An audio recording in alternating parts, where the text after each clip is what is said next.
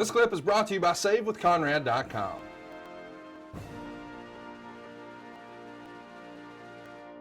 About the build to the big event here. The March 1st SmackDown opens with you. You've got a ton of heat. The crowd is all chanting Angle sucks. You wind up calling out Stone Cold or The Rock, either one. And then the glass breaks and Austin says something like, if you want me to whip this city slicker's ass, give me a hell yeah. And of course you're in the main event that night with him. 3 years earlier, you were a fan of Stone Cold, and now here you are working with him. What must that have been like? Well, Austin's the reason I got in the business. I fell in love with him in 1998. I wanted to be him. I wanted to be like him. I loved his character. When I decided to join WWE, my idea was being another Stone Cold Steve Austin. Little did I know I was going to be the complete opposite. I was going to be a nerdy drinking heel, Olympic gold medalist that, just talked about the 3 eyes and stupid shit. So it was a dream come true to actually wrestle Austin for the first time. And so very short in my, very little time in my career that I actually got to wrestle him. I didn't expect to wrestle him this quickly, but it was awesome. I really enjoyed it. And he's an excellent worker. I mean, his character is so strong. People underappreciate his in-ring ability. I mean, Austin's the beer drinker, flip off your boss, beat your boss up, rebel. And fans took to that very quickly, but his in-ring skills were just as good. The next week on Raw, you snap. You break Scotty 2 Hotty's ankle in the opening few minutes of Raw, and backstage you tell Kevin Kelly you're tired of being The Rock and Stone Cold's whipping boy. A few days later on SmackDown, you tell Kevin Kelly about your vicious streak, and you're disappointed you didn't break Scotty's ankle faster. And in 1996, you had your neck that you would have broken it in half the time. And the late Brian Christopher tries to attack you, but Tess holds him back.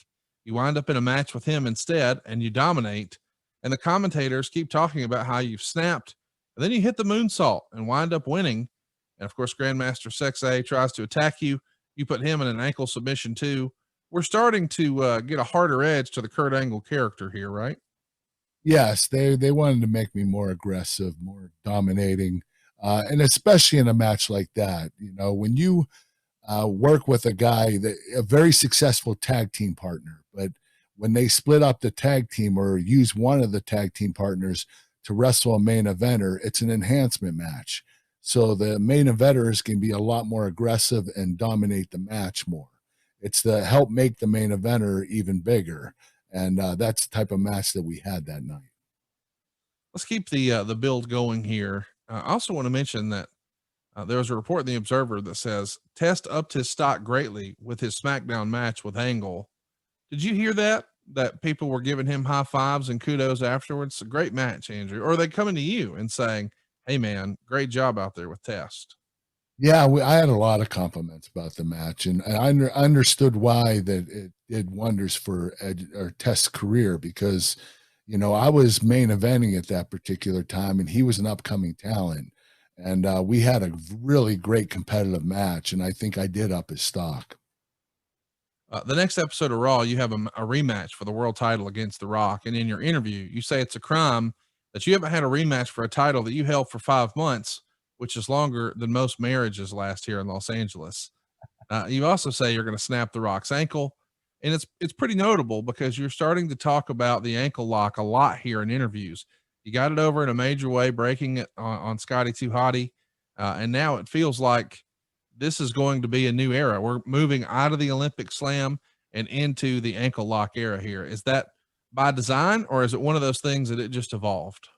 It was by design. That was the whole reason I in a work aspect broke Scotty's ankle. Scotty 2 Hotty. They wanted me to be more of a submission specialist, more of a technician, and more of a killer. And I had to adapt and learn to be less defensive and more offensive, and that's what I had to do. You come out that night against The Rock with both of the straps on your singlet already taken down. This is something we would routinely see you do in the middle of a match, much like Jerry Lawler before you, sort of when you drop the strap, we're kicking it into a new gear, but you come to the ring that way. Is this to show that you're taking, your title shot more seriously. I mean, they even went so far as to release a figure with your straps down like that. And it's something that your fans are asking about on this week's episode. Yeah, it was to show that the shit was going to go down, and the match wasn't going to last long. So the straps were already down. I was pretty pissed off, and I won the world title back. That's what it was for. There's a moment in the match here. I guess we should mention the Rock puts on the sharpshooter almost right away, but then you dominate most of the match after that. You even use a bear hug. And I don't know why, but watching that back, it really stuck out to me. We don't see bear hugs in wrestling all the time these days, but once upon a time in the 80s, it was a regular part of the routine. What's up with the bear hug? You know what? The Rock wanted to do it. He wanted to sell the midsection, and I didn't have that many midsection, holds. So the bear hug worked extremely well, and it worked in that match incredibly well. It's just a move that I don't think we see very often. It stuck out to me. Let's talk about the rest of the match. That move worked, by the way. They got a Rocky chant out of it. So the bear hugs are over here in 2001. But you hit a rock bottom, or he hits a rock bottom, and you kick out. Then he hits the people's elbow, and you kick out. You wind up finally getting the ankle lock, but even once he gets to the ropes, you won't let go. So you wind up getting yourself disqualified. This is a pretty big deal that I don't think we should just sort of gloss over.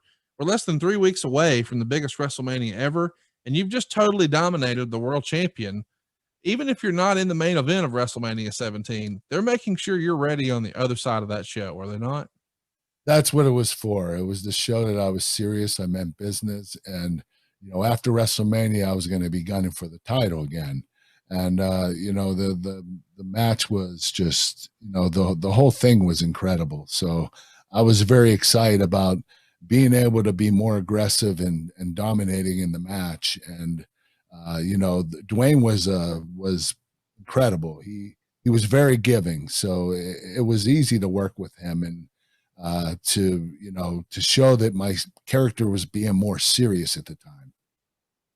I also want to mention that on the March 15th SmackDown, you're up against Stone Cold in the main event. It's a no disqualification match.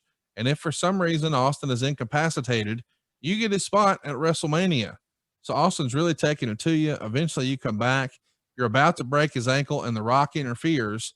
Austin winds up pinning you. But it's interesting that even though you're not in the main event, it feels like at any point they could have just said, all right, we're going to make it a 3-way dance now, because you're in this rare air with both of those guys. Well, I don't think they ever planned for a 3-way dance or a triple threat. I think the reason they did that was to help me keep me strong all through the program, and also to keep Rock and Austin off of each other. So I would wrestle Rock one week, and then the next week I'd wrestle Austin. It was so they didn't have to butt heads until WrestleMania. And I think that's a lot of the reason why they had me do that. So March 19th is an interesting show. We have you and Chris Benoit scheduled in a handicap match against The Rock. And you tell Benoit, hey, put him in that move you do. Of course, he's talking about the crossface. And that'll set up my ankle lock, which offends Chris Benoit. And then Jericho urinates in Steve Regal's tea, and the storyline P, of course. So it winds up being The Rock and Jericho against you, Regal and Benoit. So there's a spot where you get both of your moves on The Rock at the same time, the ankle lock and the crossface. Regal winds up getting the pin on Jericho. What do you remember about this story? This is a fun episode. It was a fun episode, and Jericho peeing in Regal's tea. That was awesome. I just remember the match. It was a handicap match, I believe, and the whole thing was to help plant the seed of Benoit and I for WrestleMania, and so we were fighting over who was going to beat The Rock. I was going to make him tap, or Benoit was going to make him tap, because he was the world champion at the time. So the story was meant for Chris and I to have a program going into Mania. Let's keep it moving here. On March 22nd, it's once again a handicap match. This time it's you and Benoit against The Rock. Backstage, you're getting on Benoit's nerves because you can't remember the name of his move. During the match, as Benoit has the crossface on The Rock, you put Rock's foot on the ropes. Rock winds up pinning you, and then he puts the sharpshooter on Benoit, and you walk away. But after Rock attacks Mr. McMahon, you run back in and put him in the ankle lock. And this is kind of fun. I mean, this is nice storytelling here. What do you remember about that night? Well, I didn't want Benoit to get the win, so I wanted to make sure that he didn't win the match. So I put the Rock's foot on the ropes. So Benoit had to break the hold. Little did I know I would end up getting pinned that night. But, when Dwayne attacked Vince, I was sticking up for Vince and going after Rock. And, putting him in the ankle lock was a big plus for me. So that was more of the integration of the ankle lock to show it even more, and that I was very dominating with it. Let's talk about the big night. It's March 26th. So this is the day we're talking about where WCW has their final Nitro. You come out to do a promo and say that everybody's giddy about the big news, but the news is we're less than 1 week away from WrestleMania, and our Olympic hero still doesn't have an opponent. And you remind us all that even the freaking gobbledygooker has a match. And then Chris Benoit comes out and says he's tired of hearing you complain.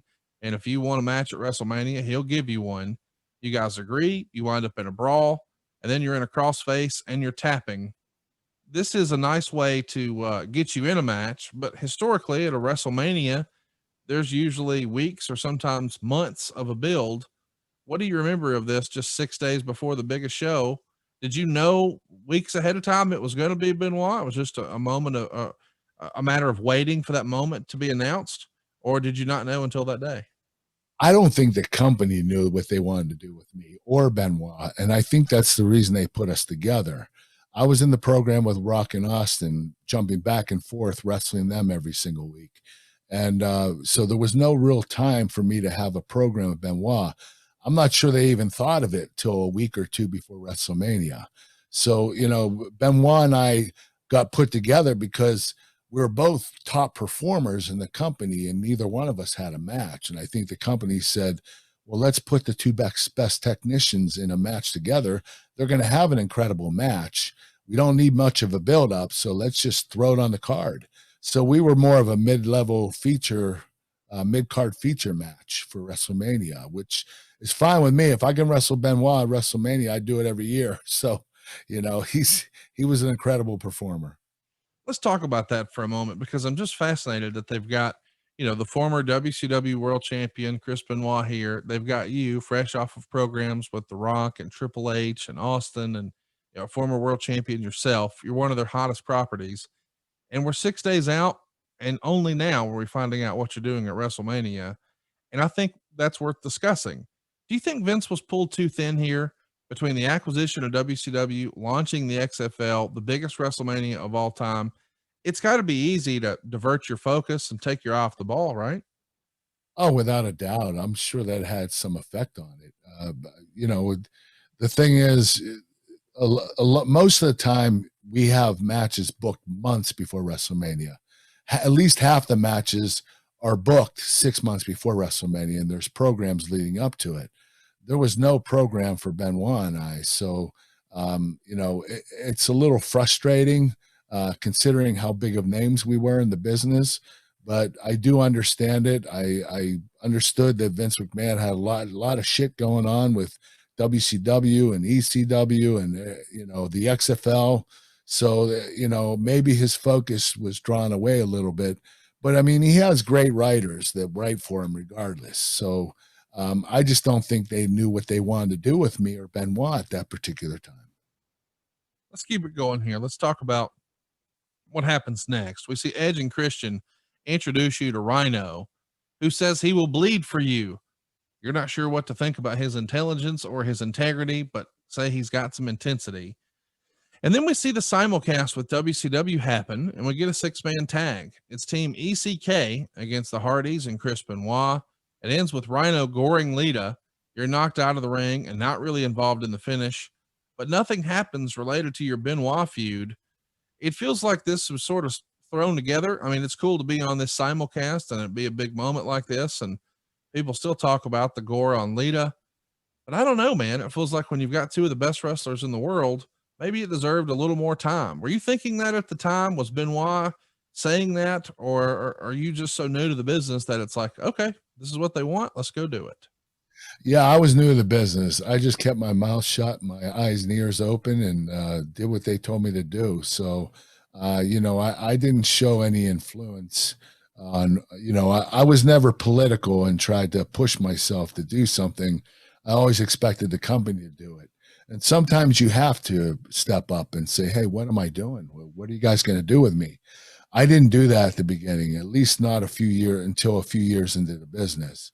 So I think that, they were partially at fault for not having programs for Benoit and I, but Chris and I didn't speak up either. And I think we're guilty as well.